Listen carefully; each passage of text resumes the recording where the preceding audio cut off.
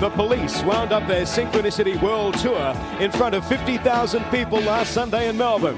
This was Australia's biggest ever international rock concert and the last Police concert for at least 2 years. It's a time where a new group can come out and make some new sounds and be accepted almost instantly. It's a nice time to be making music. But the fact that they're considered to be new wave and they're #1 in the charts means that America has come to the realization something that's tagged new wave is on top of the charts, which means that it's commercially viable. What do you get when a former schoolteacher with a voice like velvet meets a wild, hyper-intelligent drummer raised on jazz and chaos? And what happens when a seasoned guitarist, who once jammed with Hendrix, walks in and ties the whole thing together? Not with flash, but with soundscapes that made rock feel like art. You get The Police, but not the polished version that filled stadiums and top charts. No, the real story begins before the fame, before the Grammy Awards, before the tension boiled over. It starts with 3 misfits who didn't belong anywhere, so they created a sound that belonged everywhere. From the outside, The Police looked like a sleek, stylish rock trio, but under the surface, it was pure combustion. Behind every clean riff was a bitter argument. Behind every hit song, a creative battle. And somehow, out of that fire, they created something that no one had ever heard before. This wasn't just another band that got lucky in the 80s. This was a collision of obsessions: reggae, punk, jazz, poetry, ego. And it sparked a revolution in sound that rewrote what a rock band could be. And the kicker? They did it all in just under a decade. But how did they go from clashing personalities in a smoky rehearsal room to becoming one of the most influential bands of the 20th century?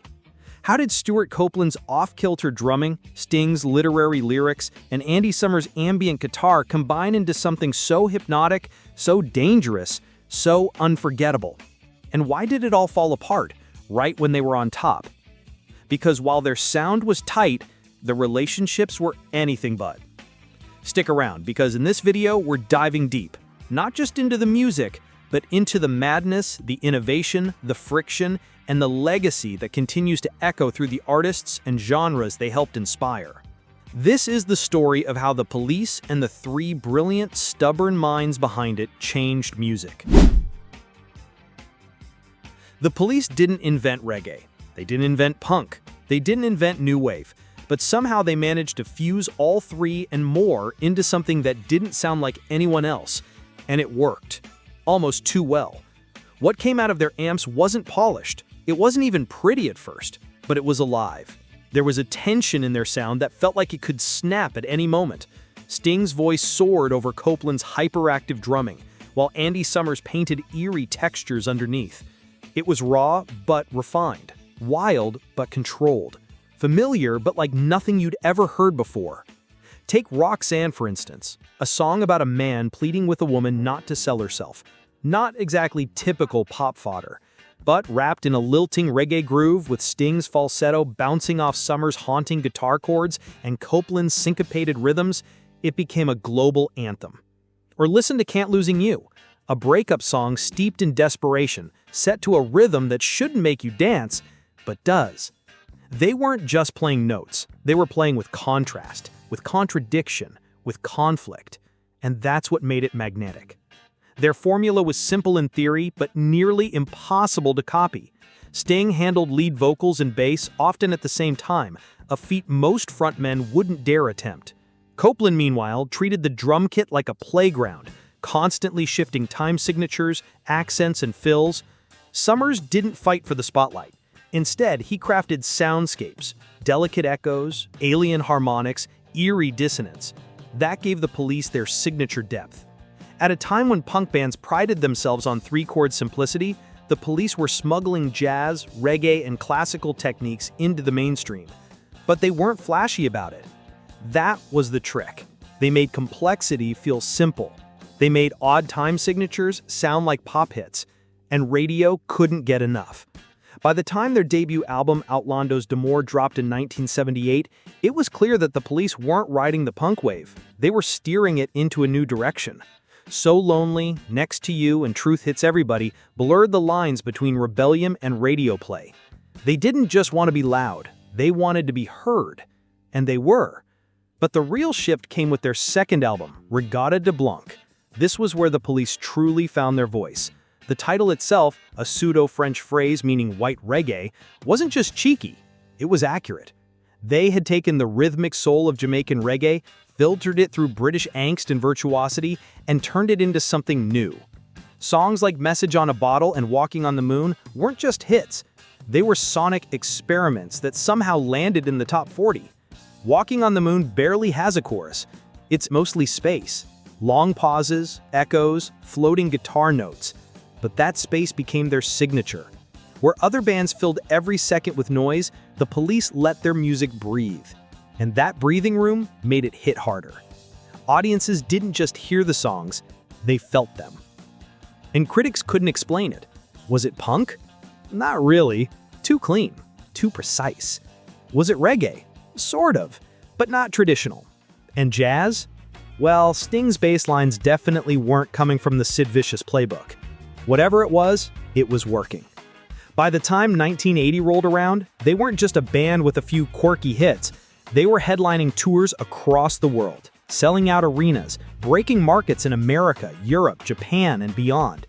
And that was just the beginning. But here's the twist. The innovation wasn't being driven by one genius in the group. It was coming from all three. And that meant creative friction was inevitable. Let's start with the spark behind the rhythm. The man whose drumming didn't just power the police, but redefined what rhythm could do in rock. To understand the police, you have to start with the engine, Stewart Copeland. Stewart didn't just play drums. He attacked them. He danced around the beat. He pushed and pulled it like it was made of rubber.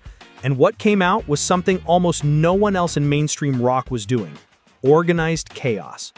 Born in Virginia to a CIA agent father and archaeologist mother, Copeland had a nomadic upbringing. He grew up in Lebanon, immersed in Arabic rhythms, while soaking up jazz, prog rock, and Afrobeat. By the time he hit London's music scene, he had a drumming vocabulary far wider than the average punk or rocker. And he wasn't afraid to show it. In a typical police song, most drummers would lay down a steady backbeat. Stewart? He'd play on the offbeat, or the off-off beat. He'd throw in ghost notes, syncopation, hi-hat splashes that fluttered like rain. He would build tension not by playing louder, but by playing unexpected. Listen closely to Walking on the Moon. It sounds simple, but Copeland's groove is pure atmosphere. He holds back where most drummers would surge forward. His snare hits arrive slightly behind the beat, giving the entire song that dreamlike sway. It's reggae, but filtered through a mind obsessed with nuance and texture. Then take Driven to Tears. On paper, it's a politically charged anthem, but Copeland turns it into a percussive masterclass. Snare rolls that rattle like gunfire, cymbal flourishes that feel like tension breaking. He wasn't just keeping time. He was telling a story. And it wasn't just about technique. It was about attitude. Stewart was, by his own admission, cocky, hyper, always turned up to 11. He wanted control, even when he didn't have the final say. That led to constant clashes with Sting. In rehearsal, in interviews, on stage, especially on stage. During live shows, Sting would sometimes shoot him looks mid-song. Copeland would push the tempo just to spite him. And yet, that tension, it gave the music an edge, a volatility, a sense that anything could happen. And that friction made them better. It sharpened their instincts, and no one leaned into it more than Stewart. But what really made Stewart a revolutionary was how he made complexity sound fun. He didn't need double bass pedals or massive kits. He used precision, speed, and creativity. His drumming had a personality. Quirky, mischievous, unpredictable. He even refused to use a ride cymbal in most recordings, opting for hi-hats and splash cymbals to create tighter, more staccato textures. It gave their music a percussive clarity that stood out from the sludge of late 70s rock.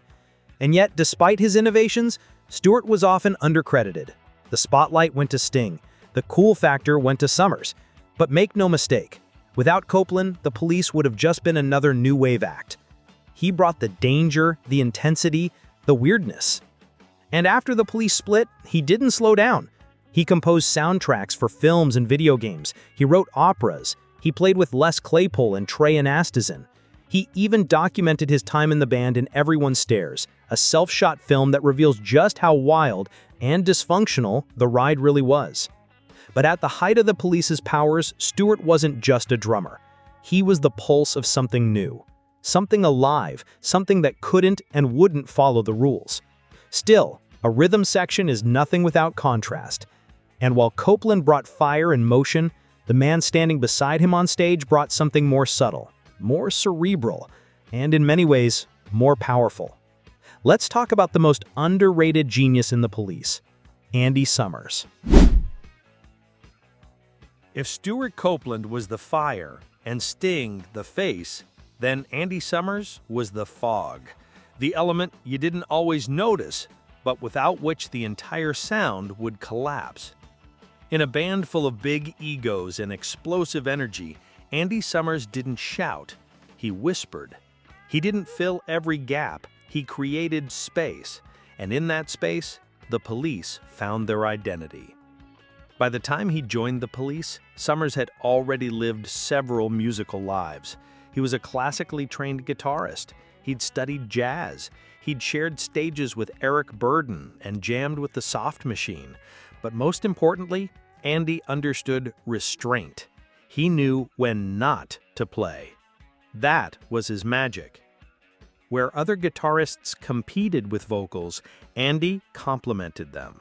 While other players ripped solos, he focused on texture. He treated the guitar less like a lead instrument and more like a canvas, using echo, delay, and modulation effects to shape sound like sculpture. Listen to Walking on the Moon. That eerie, spacious guitar riff, that's Andy's handiwork. It floats above the groove like a dream, spacious and untethered, making every note Sting sings feel like it's drifting in slow motion. Or take Every Breath You Take, a song often mistaken for romantic, though it's anything but. Summers' clean, arpeggiated riff gives it that cold, haunting stillness that made it unforgettable.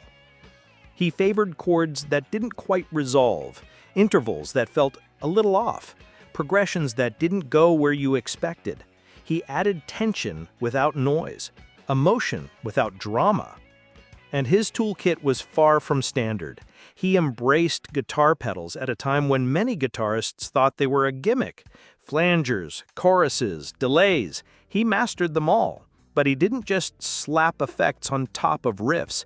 He designed the sound. Every shimmer, every swell, every whisper of feedback was intentional. Sting once admitted that Andy's parts were often impossible to replicate.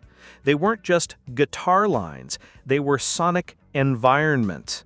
You didn't sing over them, you lived in them. But Summers wasn't just a studio magician. On stage, he was electric, cool, composed, surgical. While Sting and Stewart often locked horns mid-set, Andy floated above the chaos, carving out soundscapes in real time. He was the still point in their storm. Still, being the quiet one in a band like the Police had its challenges. Andy often found himself caught between two strong personalities, one trying to lead the band, the other trying to outrun it. He once joked that touring with Sting and Stewart was like traveling with a married couple who hated each other. But instead of disengaging, he threw himself into the music. And his influence stretched far beyond the Police. Guitarists like Johnny Marr, The Edge, and John Frusciante have all cited Summers as a key inspiration, not for flashy solos, but for showing how less can do more, how mood, atmosphere, and subtlety can be just as powerful as distortion and speed. In interviews, Summers has said he never wanted to be the rock god guitarist. He wanted to build sound worlds, and that's exactly what he did. Together, he, Copeland, and Sting created a triangle of tension and brilliance, each one essential, each one irreplaceable. And while Summers never craved the spotlight, without him, there would be no Police as we know them.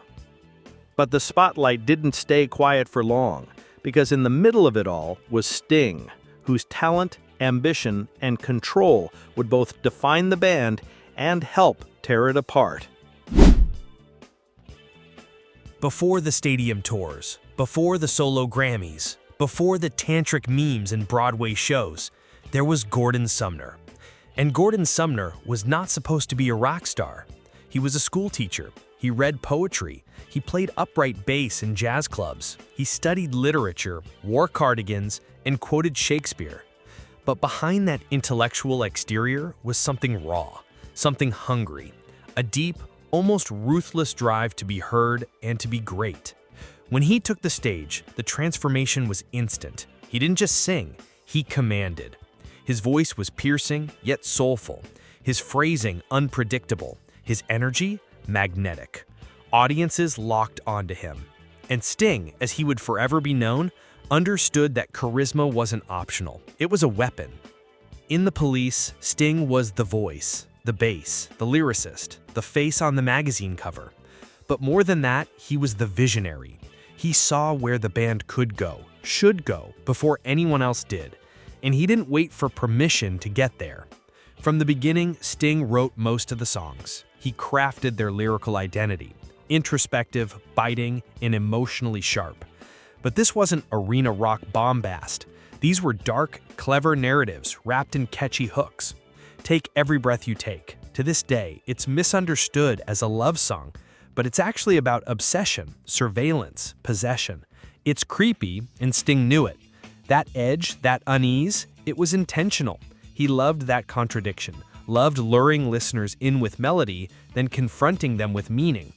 Don't Stand So Close to Me, inspired by his time as a teacher, and the uneasy tension of attraction and propriety.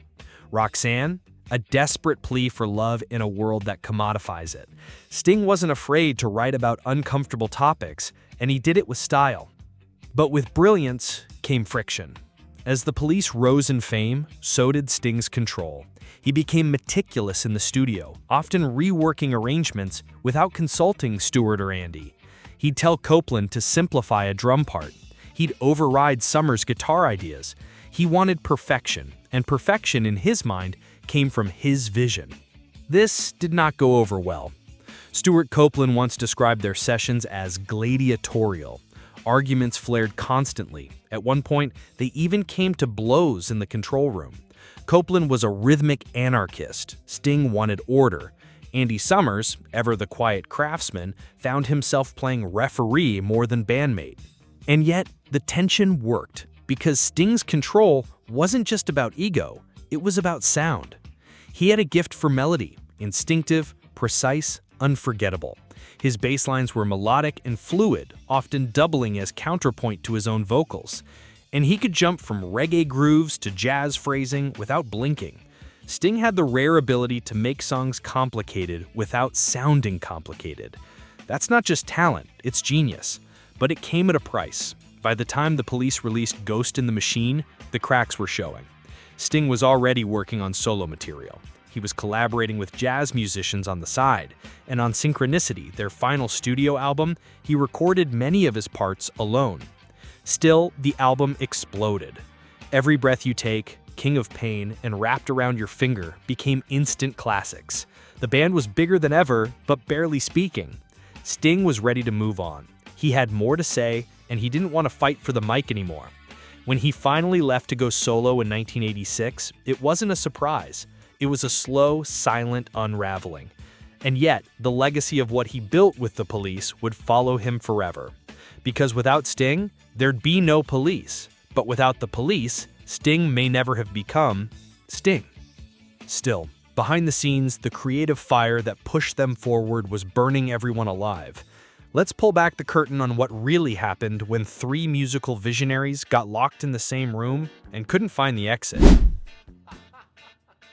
The Police were never meant to last. From the outside, they look like a dream team. Three gifted musicians churning out hit after hit, selling out stadiums, topping charts. But behind the curtain, it was war. Cold, calculated, and sometimes very loud. In their prime, The Police weren't a band. They were a battlefield. And at the center of that battlefield were two generals who couldn't agree on the rules. Sting and Stewart Copeland. Their fights were legendary. Not just verbal spats, but full-blown screaming matches. Studio sessions turned into shouting contests. Recording days dragged on for weeks. At times, producers had to separate them just to finish a track. It wasn't just a creative disagreement. It was a personality clash of tectonic proportions. Sting was methodical, focused, visionary. Stewart was impulsive, chaotic, driven by feel and instinct. Sting wanted structure. Stewart wanted freedom. And Andy Summers? He often stood in the middle, quietly playing peacemaker, while the other two circled like wolves. During the recording of Ghost in the Machine, things began to boil. The band experimented with synthesizers, horn sections, and darker themes. But while the sound evolved, the mood in the studio deteriorated. Sting began recording parts without telling the others. Stewart started referring to him sarcastically as Mein Führer. Andy, meanwhile, felt like he was watching a slow-motion car crash, unable to steer, just bracing for impact. By the time Synchronicity came around, the band was no longer speaking unless absolutely necessary. And yet, somehow, they made a masterpiece. Recorded mostly in separate rooms, Synchronicity was the sound of a band tearing itself apart, elegantly. Sting's lyrics grew more introspective and bitter. King of Pain and Wrapped Around Your Finger hinted at a man trapped by success, by fame, by his own ambition. And then there was Every Breath You Take, a song that felt like a breakup anthem, not just for lovers, but for a band on the verge of collapse. Ironically, it became their biggest hit. It won Grammys, top charts for months, but it couldn't fix what was broken. Their 1983 to 84 world tour was a massive success, but emotionally draining. Backstage, silence. In interviews, tension. On stage, brilliance. And then, nothing. No formal breakup announcement, no farewell tour, just a quiet unraveling. In 1986, the Police reunited briefly to record new material. It didn't go well. One attempt, re-recording old tracks with new drums, ended with Stewart and Sting arguing over a single note. The sessions collapsed. And that was it. They had become prisoners of their own success, too big to fail, too fractured to continue. But maybe that was always the plan, because the Police weren't built to last. They were built to burn bright, to clash, to combust, to give us just 5 albums, each one more daring than the last, and then disappear before the magic wore off. And that tension, that relentless creative pressure, it's what made the music so damn powerful. You could hear it in the grooves, feel it in the lyrics, sense it behind every beat, every chord, every strained harmony. They weren't just fighting each other. They were fighting the very idea of what a rock band should be. But sometimes, when the fire gets too hot, even the best-built machine melts. Yet what they left behind was gold.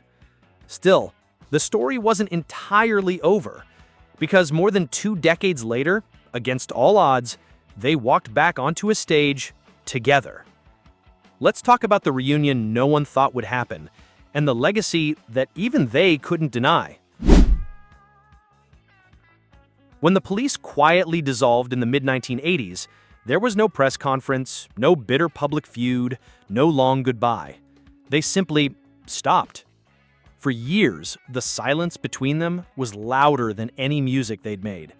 Sting launched a wildly successful solo career, fusing jazz, classical, and world music while topping charts and collecting awards. Stewart Copeland explored film scores, documentaries, and global percussion. Andy Summers released experimental solo work, collaborated with Robert Fripp, and authored books that quietly reflected on the band's intense legacy. Fans held out hope for a reunion, but as time went on, it seemed less likely. Too much had been said or left unsaid, too much ego, too much history. And then, the unthinkable happened. In 2007, more than 2 decades after they last played together, the Police stepped onto a Grammy stage, smirking, older, but still unmistakably them. And with a single word from Sting, Ladies and gentlemen, we are the Police. The room erupted. It wasn't just nostalgia, it was resurrection. Soon after, they announced a full reunion tour. No new album, no new music, just the original trio one last time revisiting the sound that had shaken the world. And it worked. The Police reunion tour became one of the highest-grossing tours in history. Stadiums sold out in minutes. Fans across generations came out, not just to hear the hits, but to witness the impossible. Three men whose chemistry had been forged in friction, sharing a stage again. But this time, it was different. Yes, the fire was still there, but it had cooled into something more refined. The snide glances between songs were now grins. The eye rolls, mostly playful. They knew what they had and what they'd almost lost. And the music? It held up. Songs like Roxane, Every Little Thing She Does Is Magic, and Synchronicity 2 still sounded sharp, urgent, timeless, maybe even more so. There was weight in their voices, wisdom in the rhythm. They weren't pretending to be the band they once were. They were honoring it. But they also knew this was the end. In interviews, they made it clear. This was a celebration, not a revival. There would be no new chapter, just a final exclamation point on a story that had already become legend. And that's part of what makes the Police so unique. They didn't overstay their welcome. They didn't fade away or grow irrelevant. They burst onto the scene, changed the game, clashed like titans, and vanished at their peak. Their discography is compact. 5 albums, that's it. But those 5 albums influenced everyone. U2, Radiohead, No Doubt, John Mayer, Paramore, Bruno Mars, the 1975. Even hip-hop producers have sampled or referenced their grooves and guitar tones. Their DNA runs through entire genres. Because the Police weren't just a band. They were a blueprint. They proved that pop could be smart, that reggae could rock, that jazz phrasing could sit on top of punk rhythms. They made complexity sound cool.